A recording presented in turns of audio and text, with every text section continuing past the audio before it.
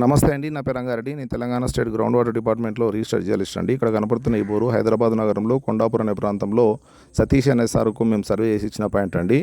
ఈ పాయింట్లో నీరు అనేది కేవలం 150 ఫీట్లలో 3 ఇంచుల దాకా వచ్చిందండి. గతంలో కొండాపూర్ ప్రాంతంలో 1000 ఫీట్లు వేసినా కూడా కొన్ని బోర్లు ఫెయిల్ అయ్యే పరిస్థితి ఉండేది.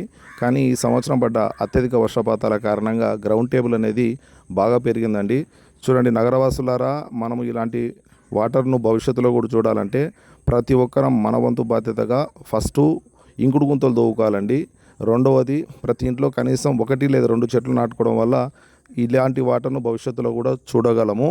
ఇంకొకటండి, హైదరాబాదు మన అదృష్టవశాత్తు సముద్ర మట్టానికి దాదాపు 650 మీటర్ల ఎత్తులో ఉండడం కూడా మనకు ఒక అదృష్టం అండి. ఎప్పుడైతే సముద్ర మట్టానికి ఎత్తుకెళ్లే కొద్దీ వర్షాలు అనేది బాగా పడుతుంటాయి కాబట్టి మనం చేయాల్సిన బాధ్యత కేవలం ఆ వర్షపు నీళ్ళను ఒడిసి పట్టుకొని వాడుకుంటే మంచిదండి. సో నా రిక్వెస్ట్ ఏంటంటే ప్రతి ఒక్కరం ఇంకుడు గుంతలు తవ్వుకుందాం. Thank you.